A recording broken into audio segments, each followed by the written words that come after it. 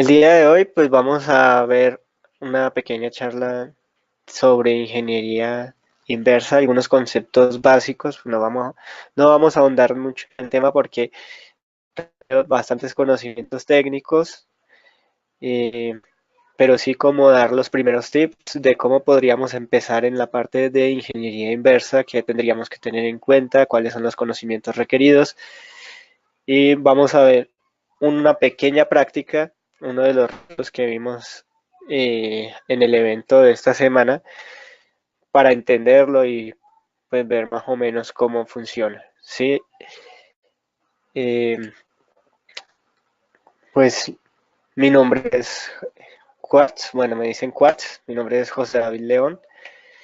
Soy especialista en seguridad informática, mi enfoque está en la parte de web hacking y en el desarrollo de software seguro. Tengo conocimientos en la parte del ciclo de vida de desarrollo de software enfocado a la seguridad. También tengo conocimientos en DevSecOps y pues obviamente conozco algo de ingeniería inversa.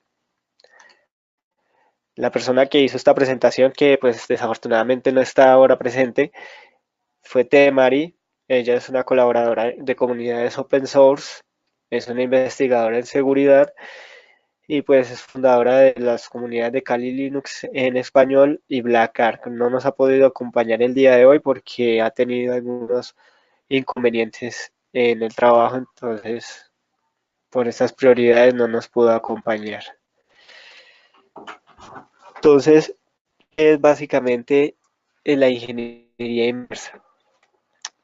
La ingeniería inversa en realidad no solamente aplica para los términos de computación, es algo que es como general, y es que tú tienes el producto final y por medio de algunos principios tecnológicos puedes reconocer la manera en que este producto fue construido y con qué materiales fue construido. ¿Sí? Es como nosotros en el proceso de ingeniería tenemos unas materias primas, unas necesidades que queremos cubrir y queremos crear un servicio o un producto como resultado final que nos va a permitir solucionar algunas de estas necesidades. La ingeniería inversa es que, bueno, ya tenemos el producto final y nosotros queremos regresar nuestros pasos hacia cuál fue eh, la base y cuál fue el proceso de la construcción de este producto o servicio. En la parte pues de programación y en la parte de software, obviamente nos estamos refiriendo a que si nosotros tenemos un programa o un ejecutable o una página web incluso, nos vamos a devolver para conocer su código fuente y para conocer su funcionamiento. Sí, pero no es que ingeniería inversa aplique únicamente para software, es un concepto general que puede aplicarse para cualquier tipo de ingeniería. En el caso ya enfocados en software, ¿qué es lo que necesitamos para conocer sobre ingeniería inversa? Tenemos que saber de assembler, obviamente, ¿por qué? De que todos los ejecutables, todo el software que nosotros generamos, finalmente se va a traducir a código máquina. Entonces, el código máquina es obviamente binario, solamente unos y ceros. El assembler es el nivel que está antes de llegar al código máquina. Todos estos binarios, todas estas cadenas de unos y ceros se pueden transformar en operaciones de máquina que lo podemos ver fácilmente con el código assembler. Entonces, por eso es muy importante conocer el lenguaje assembler. Es un poco complicado, pero hay que perderle un poco el miedo para tener estas habilidades en ingeniería inversa. Saber de programación es fundamental porque pues finalmente todos los lenguajes de programación se traducen a las mismas estructuras de control. ¿Qué son estructuras de control? Son todo lo que es los for, los while, los if, etcétera, ¿sí? Entonces, si nosotros no entendemos estas estructuras de control porque no sabemos programar, pues difícilmente vamos a identificar o vamos a poder realizar la ingeniería inversa a un producto final, ¿sí? Obviamente con el assembler está el conocimiento de la arquitectura de computación computadoras. No sé si conocen, el assembler no está ligado de manera general a todas las computadoras. Cada arquitectura de computadora tiene su propio lenguaje de instrucciones y tiene sus particularidades. De ahí la necesidad de los lenguajes de programación.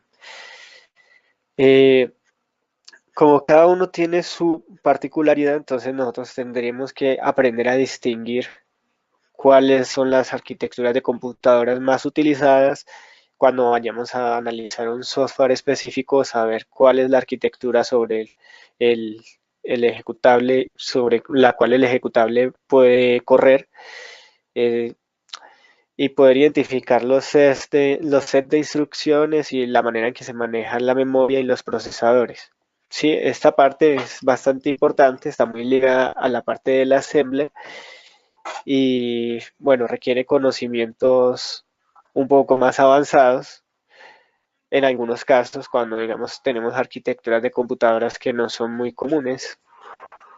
Entonces, por ejemplo, arquitecturas de computadoras actuales y que son comunes, que normalmente interactuamos con ellas en la vida diaria, está el de 64 bits, la de 32 bits, que en realidad las dos mismas son dos diferentes sets de instrucciones que están basados en una misma arquitectura, que es la arquitectura Intel 8086. Tenemos la nueva arquitectura emergente, que es la de celulares móviles, que es ARM, y hay otras que son para routers, por ejemplo, MIPS, etcétera. ¿Sí? Eh, ¿Qué otros conocimientos requerimos? Pues conocer obviamente cuál es la estructura de los archivos, de los ejecutables. No es lo mismo nosotros reversar un ejecutable que está pensado para un Windows que uno que está pensado para Linux. Y obviamente habrá otros formatos como para Mac, para iOS, para Android, cuya estructura será muy distinta. Entonces, conocer estos formatos de los ejecutables, saber cómo están eh, integrados, qué estructuras los conforman, es bastante importante. Y si es posible tener conocimientos de redes, de virtualización y manejo de sandboxing.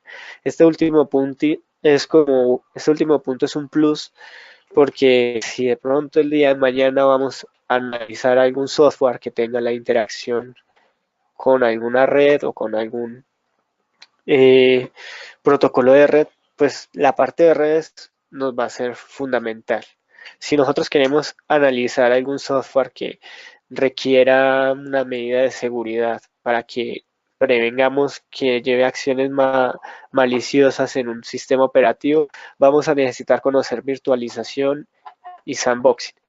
O si queremos un software que solamente corre sobre un tipo de arquitectura específica de la cual no tenemos ningún equipo, de la cual no tenemos la capacidad de adquirir ese dispositivo sobre el cual corre, vamos a necesitar la virtualización para simular ese entorno. Entonces, estos son como los conocimientos básicos. Assembler, programación, para entender qué es lo que el producto final está haciendo, la arquitectura de computadoras, para conocer sobre dónde lo podemos ejecutar, cómo es que nosotros vamos a interpretar específicamente el assembler, los formatos de ejecutables para saber cuáles son los sistemas operativos sobre los cuales son ejecutados y cuál es su estructura, y redes, virtualización y sandboxing para tener como un plus de dónde lo podríamos ejecutar y conocer cuál es la interacción a nivel de red que pueden tener los software que vayamos a reversar. Listo, entonces hasta ahí me están entendiendo, no hay problemas de red, Lady.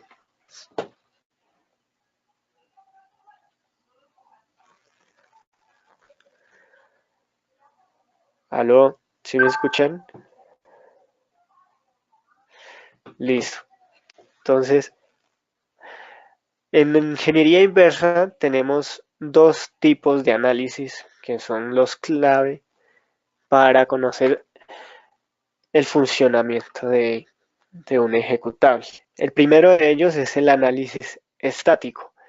¿Qué es el análisis estático? Es básicamente conocer las funciones, los mensajes clave, la estructura del ejecutable, todo el estudio que se le puede aplicar al mismo ejecutable o al mismo software sin necesidad de ejecutarlo.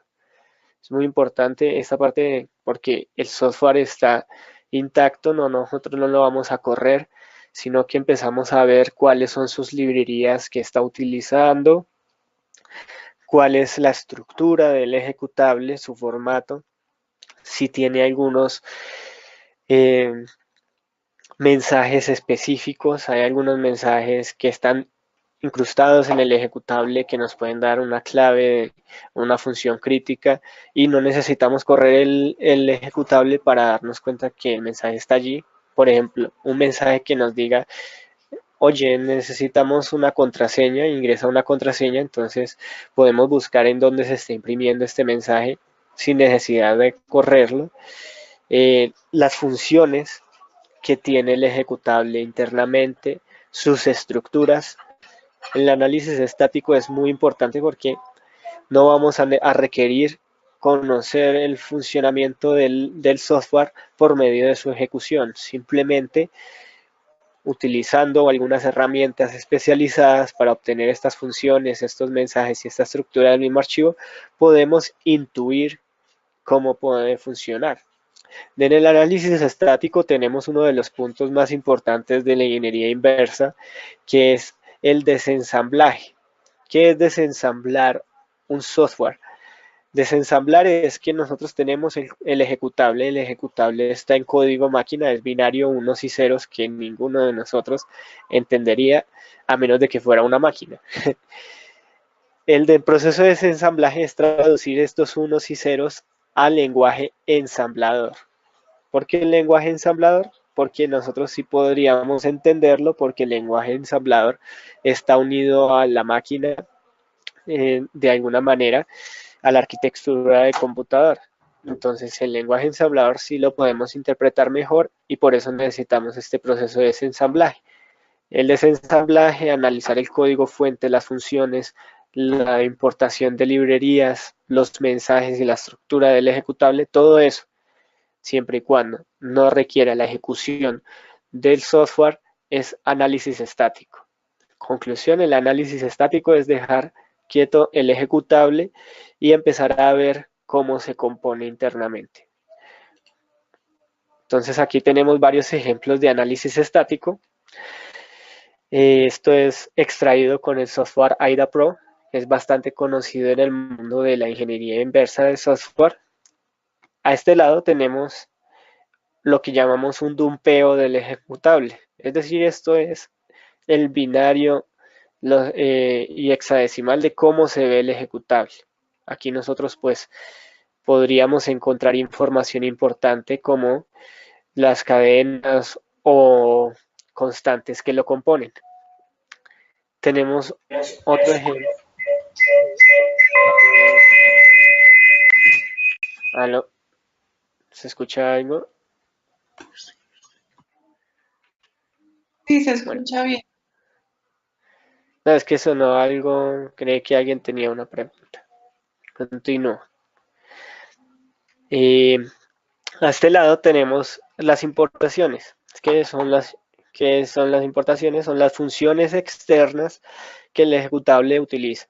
Funciones externas de dónde? De otras librerías que pueden ser del sistema operativo, de otras librerías que pueden estar en conjunto con el ejecutable. Entonces aquí vemos que tenemos, por ejemplo, una función start main y dice libc. Estamos diciendo entonces que este ejecutable está utilizando una librería que se conoce como libc y esta función start main quiere decir que tenemos una función main. Bueno, dentro del ejecutable la función main es como la función principal del ejecutable. Entonces, estos son ejemplos de análisis estático. Otro ejemplo es, como les comentaba, el desensamblaje. Aquí no se alcanza a ver, pero esto es lenguaje assembly, sino que lo coloco de esta manera porque aquí se ven los flujos de control. Vemos que aquí hay varias condiciones está evaluando varias condiciones, donde los caminos verdes son que con la condición se cumple y los caminos en rojo son que la condición no se ha cumplido. ¿Sí? Por otro lado, tenemos el otro gran pilar de análisis, que es el análisis dinámico. ¿Qué es el análisis dinámico? Ejecutar el programa y empezar a ver cómo interactúa el programa, tanto con el sistema operativo, con los demás eh, componentes que él mismo podría tener. Entonces, eh, ¿cómo podemos ver que funciona un ejecutable con debuggers? Es una técnica muy utilizada. Ponemos un debugger, que es otro software que nos ayudará a controlar el flujo de ejecución del ejecutable. Vemos por qué puntos específicamente empieza a pasar, cuáles son las variables, etcétera, los valores de algunas banderas, ¿sí? ¿Qué tiene? ¿Cuáles son los caminos por los que empiezan a entrar el ejecutable? Otro ejemplo de análisis dinámico, tenemos la carga de las librerías. Este es una imagen de una herramienta que utilizamos de Windows, que se llama el Procmon. El Procmon lo que hace es verificar cuáles son las llamadas del sistema que tiene un ejecutable, como leer archivos, leer registros, ¿sí? Y cuando nosotros ejecutamos el software, pues nos dice qué operaciones va desarrollando. Tenemos obviamente pues la interacción de red, que, cuáles son las conexiones a las que realiza alguna petición, de dónde está recibiendo información, los protocolos que está desarrollando, etcétera. Otro ejemplo, bueno, aquí tenemos otros ejemplos de análisis dinámico. Estos eran enfocados a Windows, estos son más enfocados a Linux. Tenemos, por ejemplo, esta es una salida del comando strace. Strace es lo mismo que la herramienta de Procmon. Va verificando cuáles son las llamadas que se están haciendo al sistema. Este, por ejemplo, lo acabé de extraer hace unos minutos, que es del software Chromium, del mismo navegador web. Entonces aquí nosotros vemos que está leyendo algunos archivos, sí, que está intentando obtener información de la red.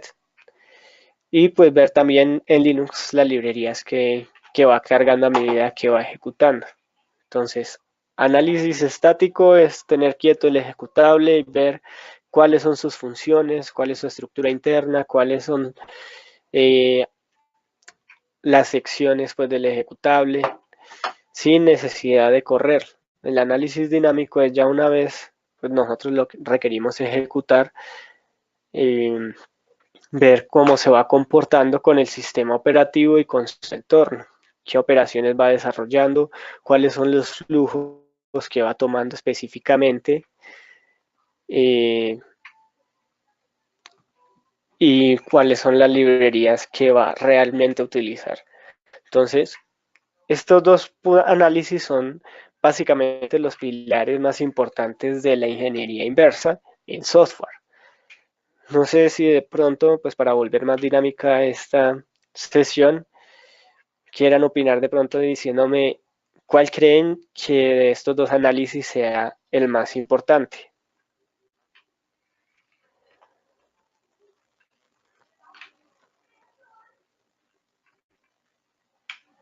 ¿Me están escuchando? Sí, recuerden que todos los participantes pues pueden hacer preguntas y pueden, en este caso, comentar y responder la pregunta pues que Quartz está realizando.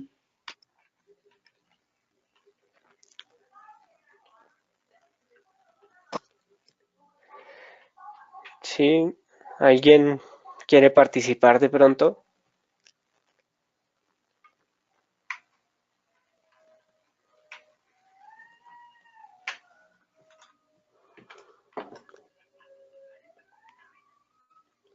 ¿No? ¿Nadie? Marcela levantó la mano.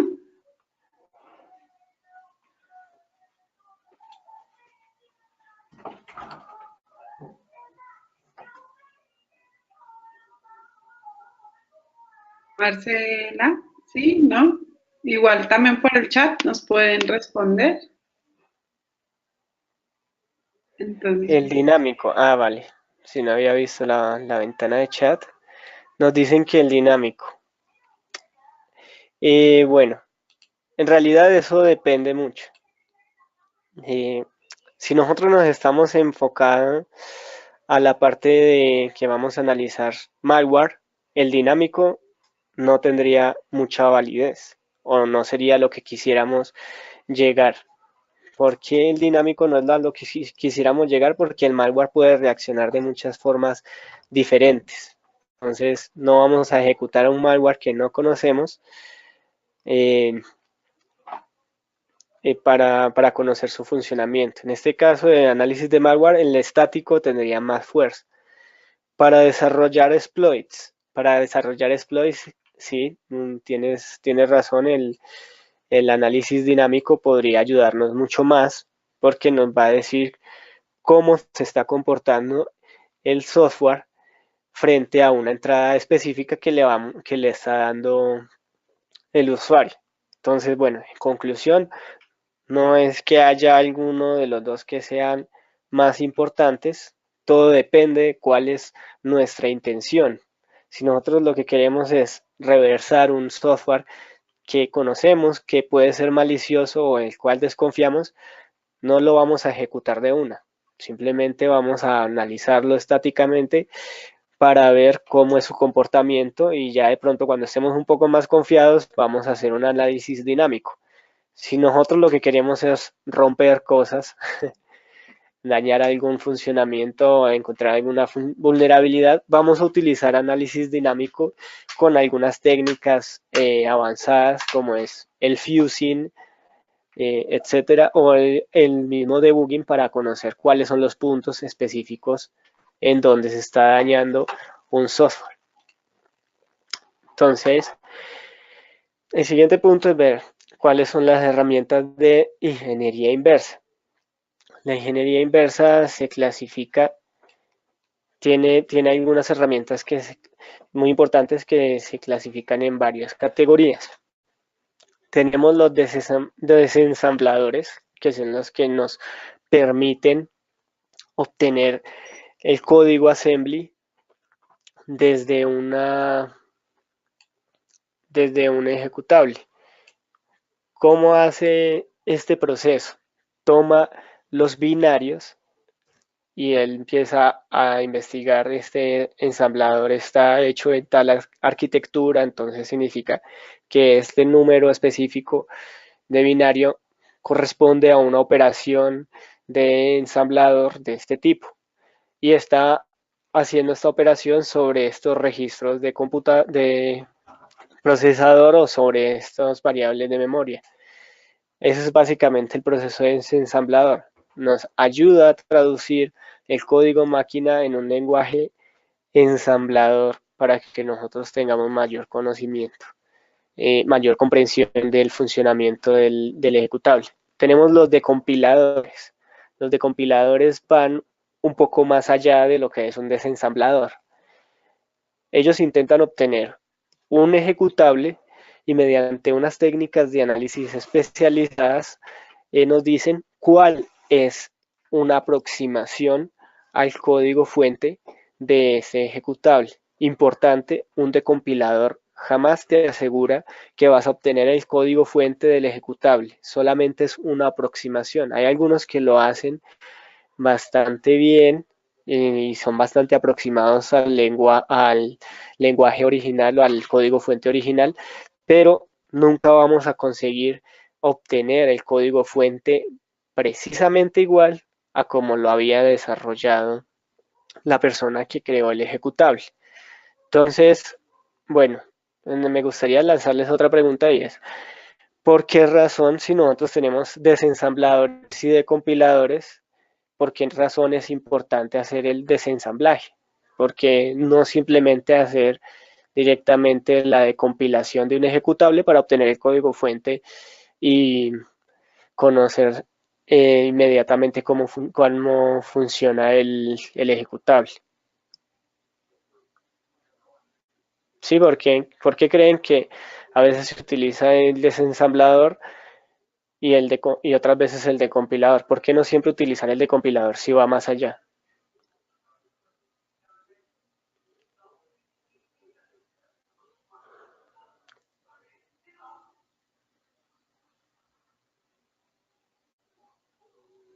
¿Me están escuchando? ¿No me escuchan? ¿Aló? Sí, Quartz, te estamos escuchando. Las personas están pensando.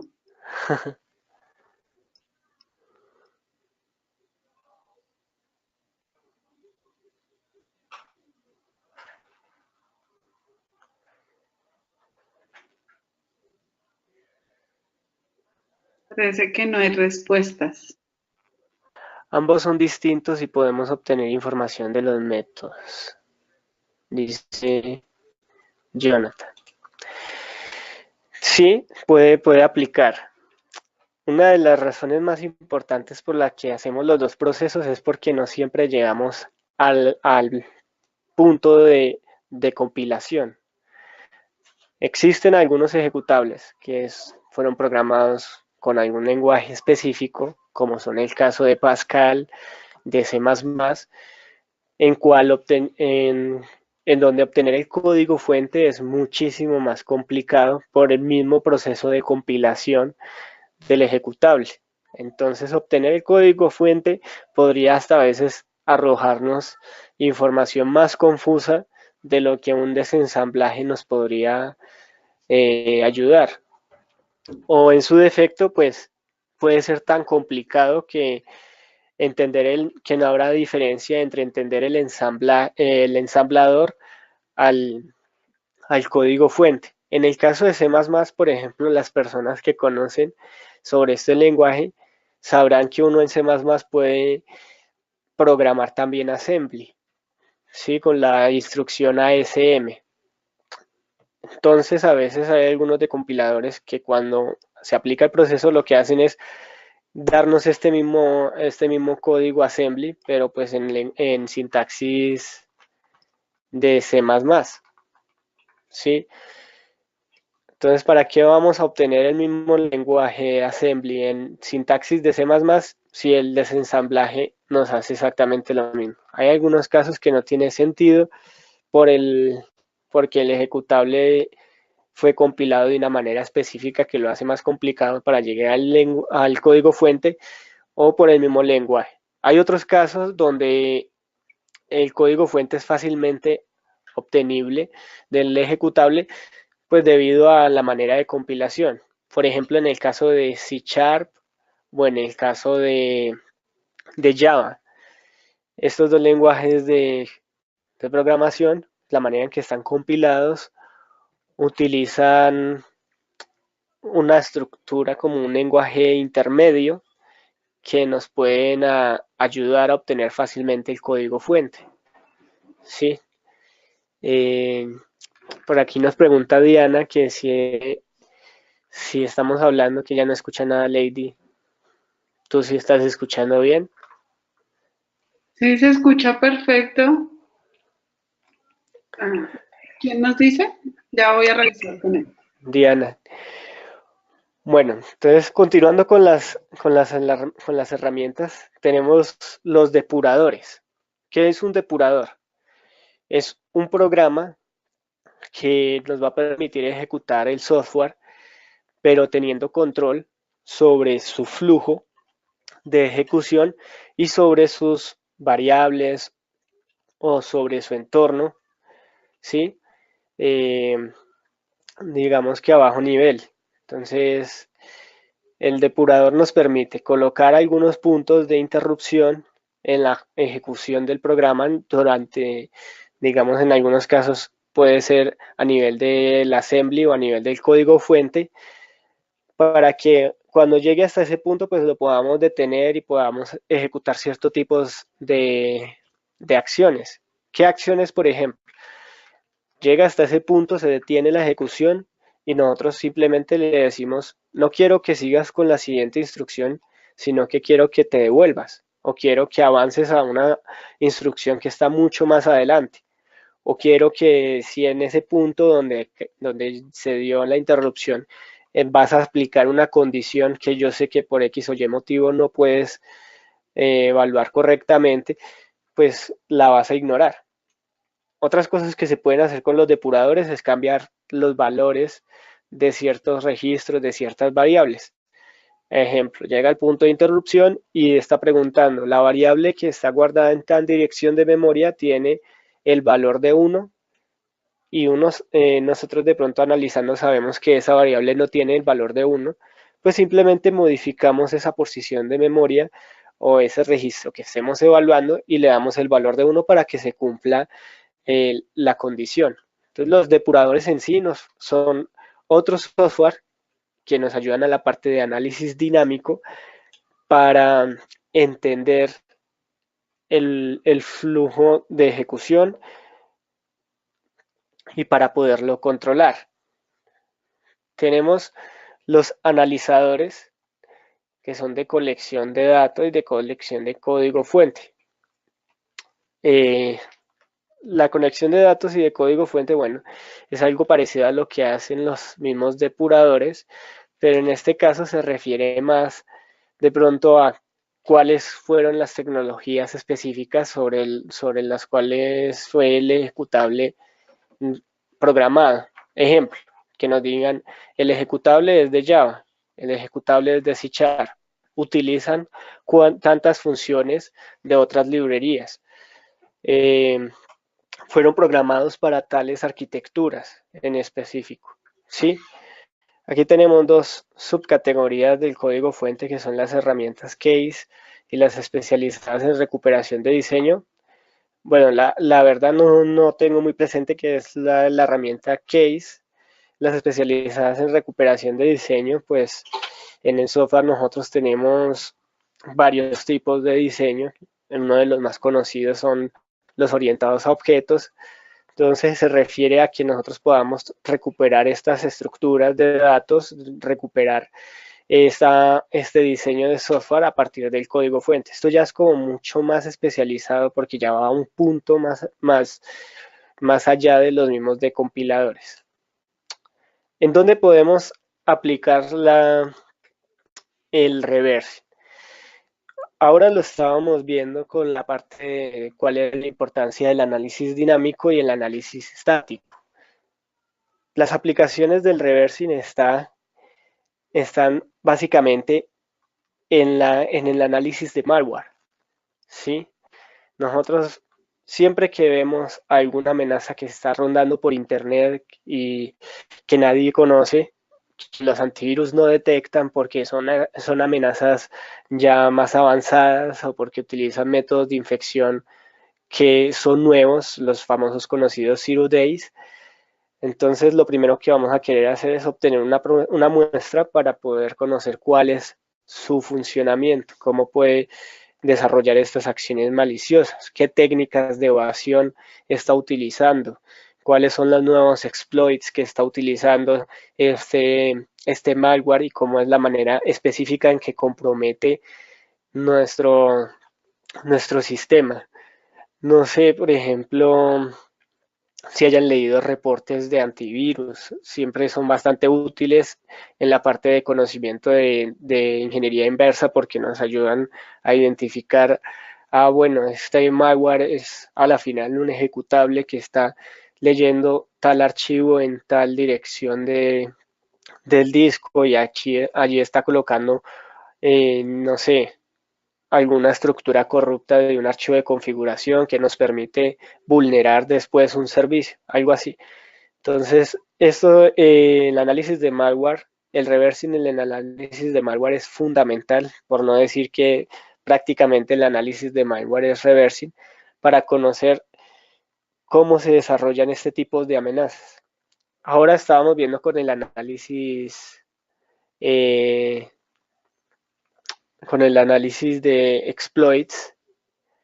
Sí, ni los métodos heurísticos. Sí, los métodos heurísticos, ahorita están preguntando Fénix, los métodos heurísticos de hecho se alimentan de todos los resultados de los analizadores en malware. Finalmente, todo lo que es el funcionamiento de los antivirus tiene una mezcla de firmas, tiene una mezcla de inteligencia artificial y pues gran parte es como de conocer el comportamiento del ejecutable, qué acciones se llevan a cabo. Entonces, la parte de firmas y de la parte de comportamiento normalmente es alimentado por analistas en malware, personas que son especializadas y conocen cuáles son las nuevas acciones maliciosas que se están ejecutando en la actualidad. Entonces nos empiezan a alimentar por la parte de firmas, a decirnos cuáles son los hash y funciones específicas de un malware. Por la parte de comportamiento, pues nos empiezan a decir, no, es que mira, tal función en el sistema operativo Windows se está volviendo peligrosa. Entonces, los analistas de malware alimentan a las mismas bases de antivirus para que puedan los antivirus ya con sus algoritmos de análisis heurístico y etcétera, nos puedan ayudar a determinar si una acción, si un malware es malicioso o no. Bueno, esa parte por el análisis de malware. Tenemos otra gran aplicación que es el buffer overflow. Eh, bueno, el buffer overflow, perdón, leí la imagen y es el exploiting. Eh, el exploiting es cuando nosotros queremos vulnerar algún software, ¿sí? Entonces, la parte de análisis del exploiting requiere mucha ingeniería inversa porque si queremos identificar alguna vulnerabilidad para sacar provecho de, del software para llevar a cabo una escalada de privilegios, una filtración de información, para evaluar la seguridad de algún software en específico, necesitamos analizar su funcionamiento, necesitamos ver cómo se comporta ante las entradas que da el usuario, ante las variables del sistema, sí, porque finalmente cualquier tipo de ejecutable lo que hace es toma unas entradas de su entorno, independientemente de que sea de otro sistema del mismo sistema operativo o del usuario, los procesa y nos da una salida, que la salida pues nosotros vamos a tener algún provecho de esta salida. Entonces el exploiting es importante porque por medio de la ingeniería inversa podemos ver en qué puntos se están tratando y procesando estos valores que se dan como entrada, si se está haciendo de una manera correcta, si de pronto no está teniendo en cuenta algunas variables, si se causan algunos flujos específicos de lógica que me permitan causar algún tipo de acción no deseada, ¿sí? Esta es la parte del exploit. Y en general, si nosotros queremos ver la parte de ingeniería inversa, cuáles son sus utilidades, sus campos de acción, pues en general cualquier persona que quiera conocer el funcionamiento de un software específico lo puede aplicar. Puede ser que haya, por ejemplo, en algunos casos se nos da el hecho de que hay una librería que es demasiado vieja, la empresa se quebró, la empresa ya no tiene el código fuente, se perdió el código fuente. Entonces, puede ser que lleguemos al punto de que necesitemos la ingeniería inversa para conocer una librería que es crítica, pero de la cual ya no tenemos ninguna trazabilidad ni tenemos ningún código fuente. Entonces aquí hay algunas de las áreas por encima que podemos ver de la ingeniería inversa. Para una empresa de antivirus creando firmas, como habíamos dicho, para analizar un binario en general, conocer su comportamiento, cuáles son sus objetivos y su funcionamiento, para descubrir nuevos tipos de malware, algún ejecutable, algún archivo que esté rondando por internet del cual sospechemos está haciendo alguna operación maliciosa, pero pues no tenemos la certeza de cuál es la operación maliciosa que está realizando. Para el descubrimiento de vulnerabilidades, ¿sí? Para descubrir vulnerabilidades sobre software que se ha utilizado a nivel de los sistemas operativos. Esto aplica para todo tipo de software, servidores web, algunos, por ejemplo, servidores BNC, algún ejecutable que tenga tu propia empresa, ¿sí? Parchear las vulnerabilidades. Bueno, este es un nivel de pronto más avanzado en la parte de la ingeniería inversa, y es que una vez identificada la vulnerabilidad, en el caso de no tener el código fuente, ¿sí? Podríamos intentar parcharlo sobre el mismo ejecutable. ¿Qué es el proceso de parchar? Es que nosotros cambiamos algunos bits específicos en el ejecutable para crear una operación diferente. Por ejemplo, que nosotros nos encontramos una sentencia de mover un registro a una variable memoria. Y nos damos cuenta de que si lo ponemos en esa dirección de memoria específica nos causa una vulnerabilidad. Parcharlo para corregir la vulnerabilidad es básicamente que busco la manera de que este registro, esta operación sea diferente, ¿sí? Para que nosotros podamos corregir la vulnerabilidad. De pronto que antes de que se haga este movimiento de memoria se aplique una validación. Esto ya más avanzado porque pues en ciertos casos se puede hacer, no se puede hacer, porque si se modifica el tamaño del binario, si se modifica mucho la estructura del binario, pues se puede romper. En la parte del cracking también se puede utilizar porque lo que hace finalmente un sistema de comprobación de firmas es evaluar una entrada y comprobar que pues esta entrada es correcta, ¿sí? El análisis o los algoritmos para el licenciamiento normalmente se basan en temas criptográficos, pues cuando son fuertes, pero a veces simplemente comprueban de que, no, pues que la entrada tenga un número específico. Entonces en la parte de cracking es bastante utilizado porque podríamos saltarnos esa validación. En vez de decir, si tiene el número 1, pues le podemos decir que la licencia no tenga el número 1. Entonces cualquier valor que nosotros podamos ingresar a la licencia que no tenga ese valor, pues podría ser aceptado por el ejecutable. Entonces ahí es la parte de cracking, ahí es cuando nosotros vemos que utilizamos, por ejemplo, para Word, para Microsoft Word, que nos toca bajarnos un instalador específico. Pues sí, porque este instalador específico va a tener el ejecutable al cual ya le modificaron las validaciones para que no tenga en cuenta la licencia o para un juego. Sí, esa es la parte de cracking. Hay otro punto, pues que aquí no lo colocamos, que por ejemplo es la generación de llaves y todo tiene que ver con la parte del cracking, y es cuando nosotros ya conocemos muy a fondo el algoritmo de validación de licenciamiento de algún software y pues sabemos cómo generar valores válidos para que este algoritmo funcione correctamente. Sí, estas son algunas de las áreas, las que acabamos de ver. Obviamente hay muchísimas más áreas. Básicamente la ingeniería inversa se amarra mucho a la creatividad hasta de pronto a qué punto tú eres capaz de encontrarle la aplicación en tu entorno, y pues su funcionalidad específica, general mejor dicho, es conocer el funcionamiento de un ejecutable. Hay varios materiales por los cuales se pueden comenzar a tener una idea de cómo es el tema de la ingeniería inversa. Yo recomiendo bastante los de Ricardo Narvaja porque es un tipo que es de un grupo llamado Crack Latinos. El tipo es un super maestro en la parte de ingeniería inversa, trabaja y ha trabajado en este tema a nivel ya gubernamental y con empresas que son muy fuertes en el sector.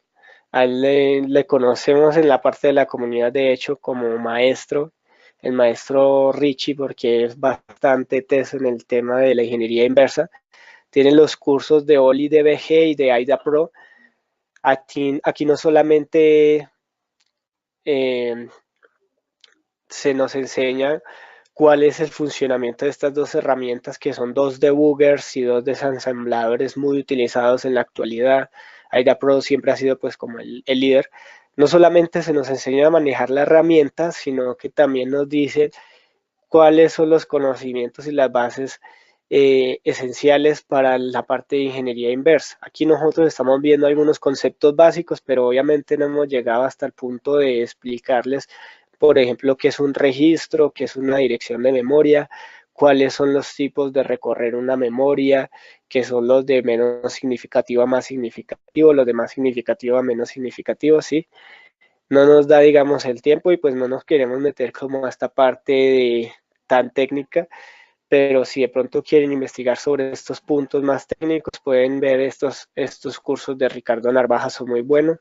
El curso de ratón de Apuro Mafo, la verdad pues yo no lo he visto, ese lo ha recomendado Temari, pues tendré que verlo también. Sé que Apuro Mafo es un pelado tiene bastantes competencias también en el mundo del reversing. Y pues tenemos el curso de radar por Venom de los conejos. Este curso yo lo he hecho, es bastante interesante. Radar es una herramienta muy utilizada en el mundo del reversing porque es súper potente, está programada en Python y tiene bastantes capacidades que, digamos, en OliDBG y en AIDA Pro son más difíciles de desarrollar. Además de que Radar 2 pues tiene la facilidad de que OliDBG en estos momentos está desatendido y es para 32 bits. AIDA Pro tiene la versión 7 gratuita, pero las demás versiones son pagas. Pero Radar 2 sí soporta varias arquitecturas y además de soportar varias arquitecturas es gratuito, es open source y los manes que hicieron esta herramienta, su documentación eh, y todas las referencias que se pueden encontrar de esta herramienta son bastante interesantes. Sí, eso es toda la presentación. Pues muchas gracias por su asistencia. Antes de, digamos, de culminar completamente, quisiera ver o mostrarles cómo funciona el AIDA Pro, ¿sí? Para ver cómo podemos aplicar un análisis a un ejecutable. Entonces, como les dije en un principio, vamos a tomar un ejecutable que vimos en la conferencia que asistimos este fin de semana. Vamos a ver muy por encima qué es lo que hace este ejecutable. Desafortunadamente no lo vamos a poder correr porque es para Linux y en estos momentos pues estoy en una máquina Windows. En un momento, ya hoy lo primero que vamos a hacer es pasarle el ejecutable, ¿sí?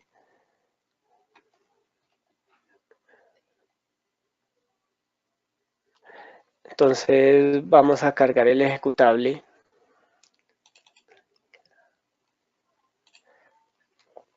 Aquí tenemos, voy a decirle todos los archivos porque no reconoce que es un ELF. El ejecutable lo que hace es básicamente que si nosotros lo pudiéramos correr, nos va a pedir una contraseña y nos va a decir si la contraseña es correcta o es incorrecta. Pero para hacer la validación de la contraseña, pues se pueden aplicar bastantes métodos, ¿sí?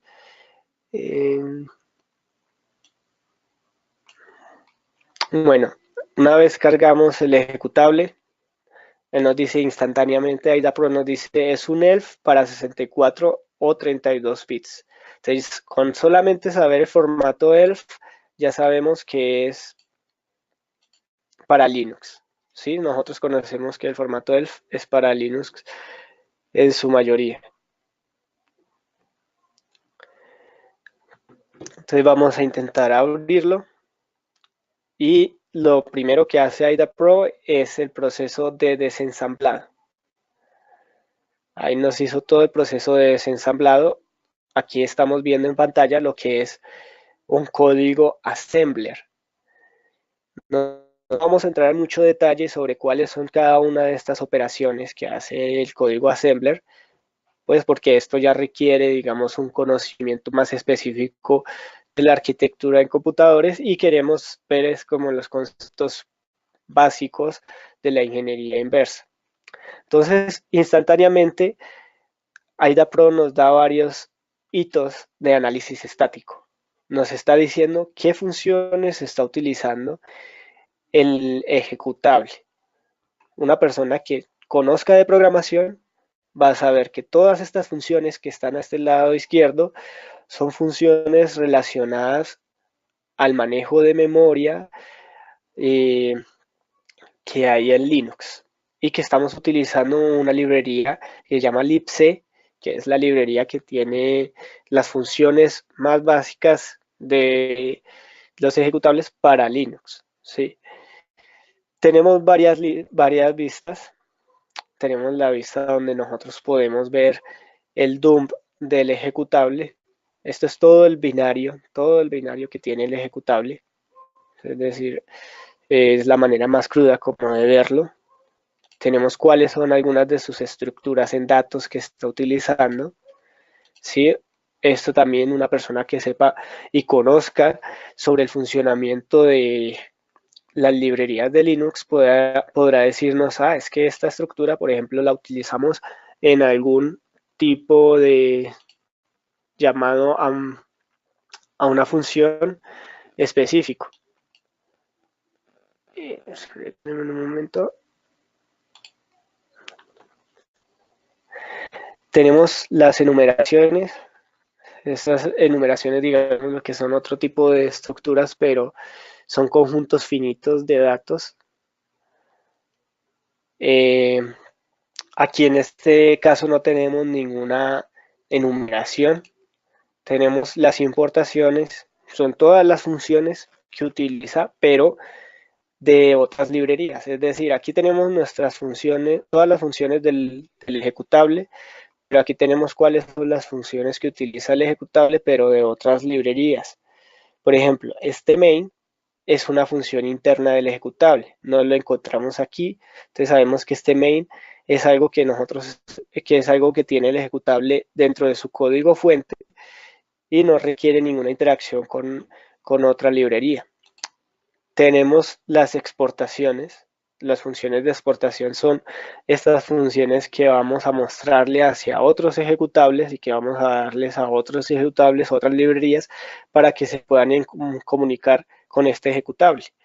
En este caso, pues tenemos algunas que son estándares para que el sistema que vaya a ejecutar el programa sepa cuál es, por ejemplo, su punto de entrada que está en el main y cómo, digamos, inicializar algunas cuantas estructuras internas del ejecutable.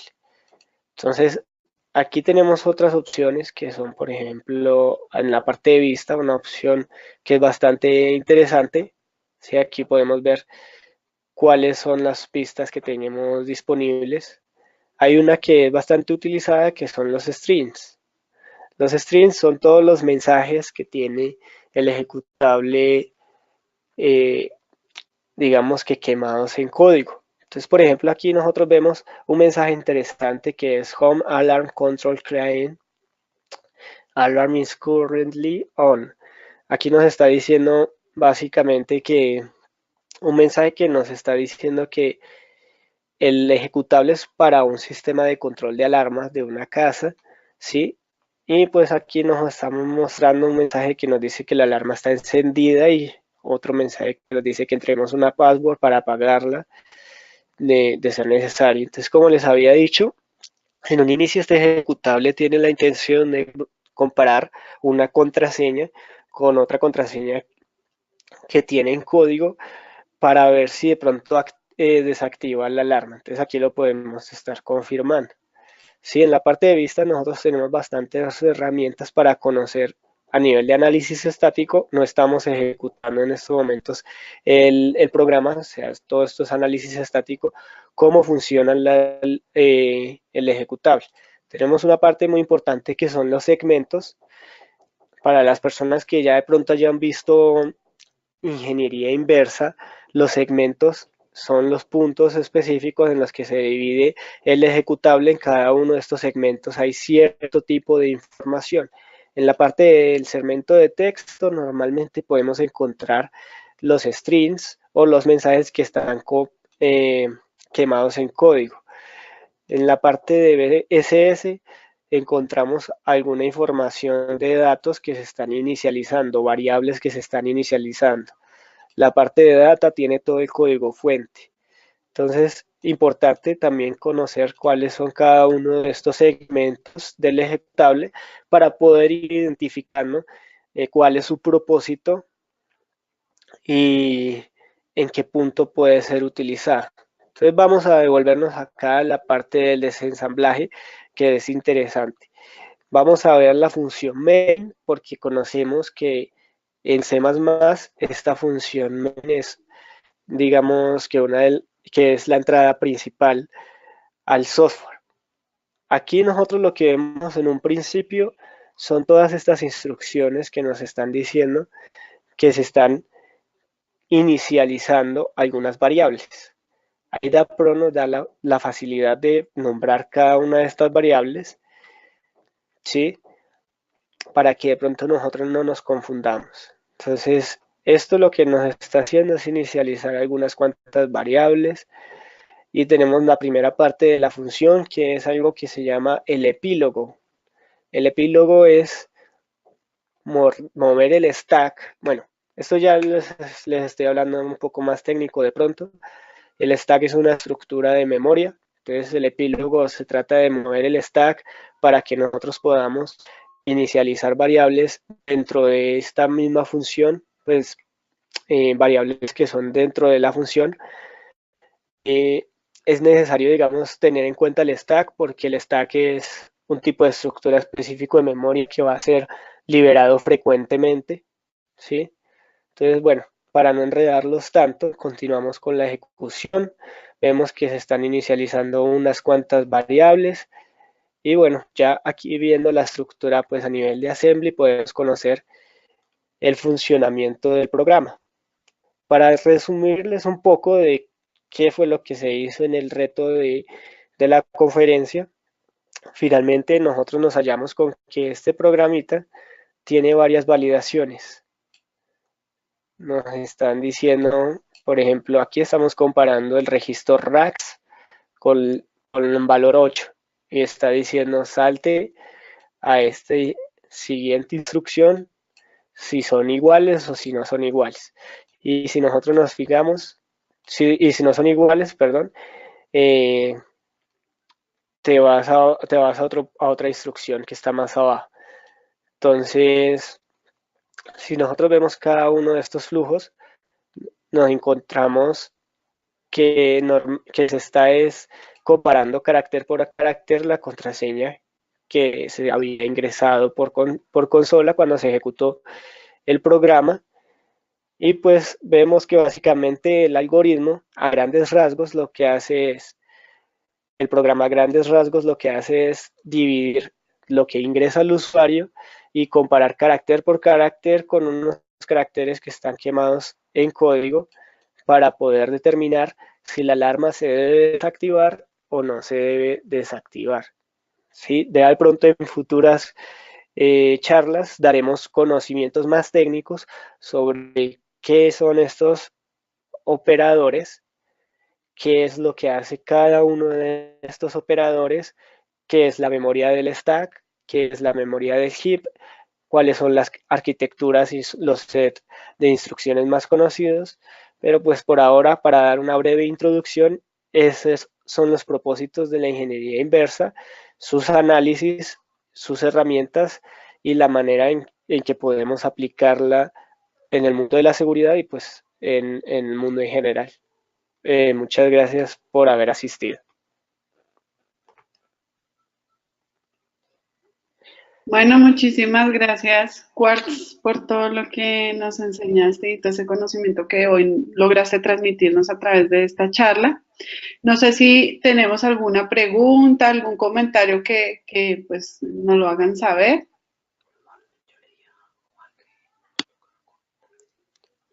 Quartz, cierra tu micrófono.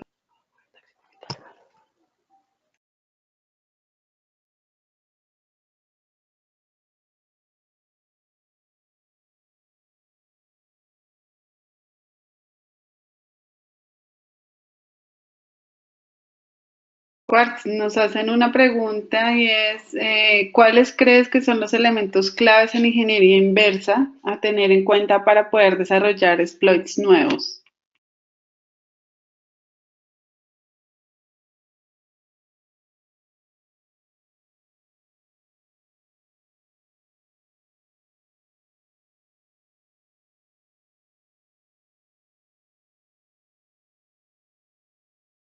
Quartz.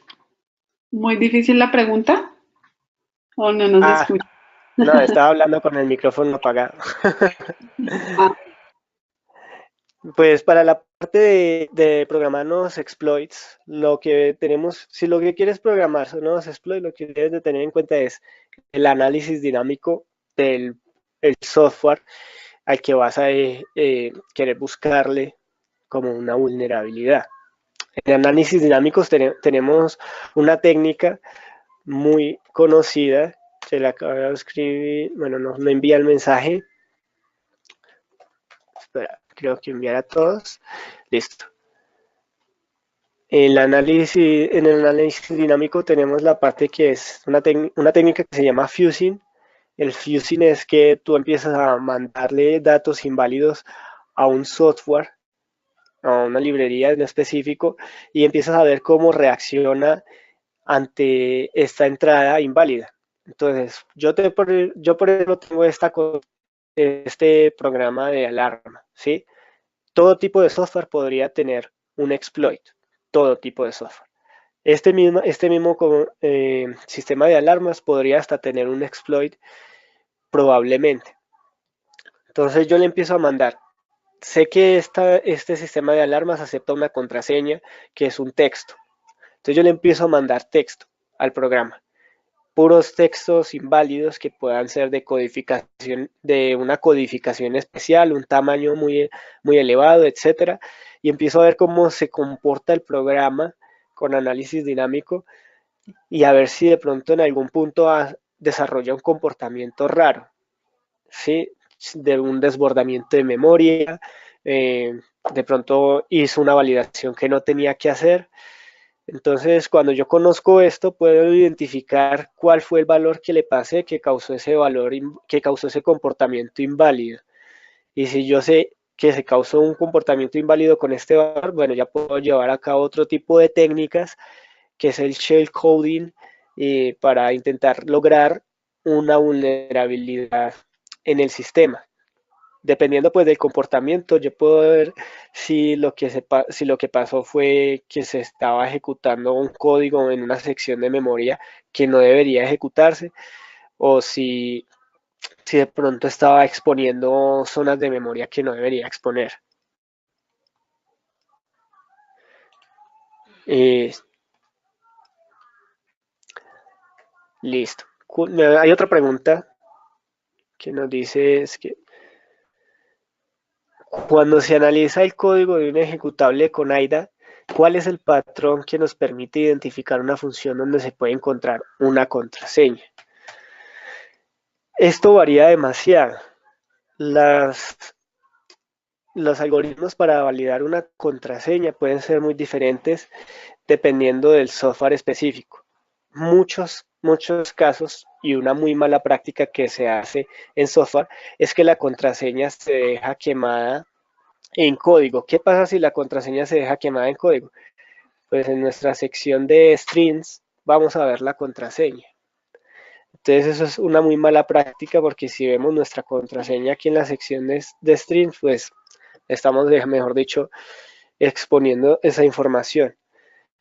En las mejores prácticas que se hace es que el ejecutable no tenga, digamos, el valor de la contraseña, sino que lo obtenga de una base de datos o lo tenga de otro parámetro, o en algunos casos, como en este punto, que el algoritmo de comparación de contraseñas sea diferente. Es decir, no obtener el valor directamente quemado en código, sino que tú puedas, digamos, comprobar la contraseña, ya sea calculándole algún tipo de cualidad o ya sea por, digamos, calcular de forma aleatoria un valor y pues ver si de pronto la contraseña en alguna o el texto ingresado por el usuario pues coincide en algún atributo con este valor aleatorio. Sí, la recomendación en general es que si quieres buscar contraseñas en un ejecutable, pues primero mires la parte en strings y después, si de pronto no encuentras ninguna string, intentes buscar cuál es el punto específico donde se coloca el mensaje de password correcto, password incorrecto, y de ahí pues puedes ver el algoritmo que se esté aplicando para validar la contraseña. Sí, exacto. Eso se llama hardcode passwords y está marcado por la CW como una muy mala práctica en seguridad y en desarrollo de software. No sé si tienen alguna otra pregunta.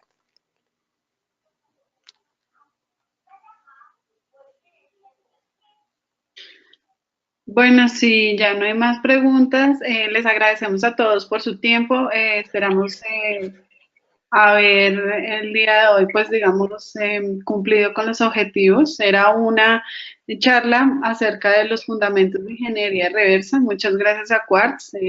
Muy buena charla, muy buena exposición. Durante la semana estaremos enviando algunos tips y algunos temas relacionados con la charla del día de hoy, algunos ejercicios, entonces, pues a través del Telegram. Entonces, pues bueno, muchas gracias a todos por su tiempo y los esperamos en nuestro próximo meetup. Hablaremos sobre investigación forense en redes sociales y demás. Ese meetup sí será presencial, entonces, pues bueno, muchísimas gracias y pronto nos estaremos viendo. Feliz día. Bueno, muchas gracias a todos. Hasta luego.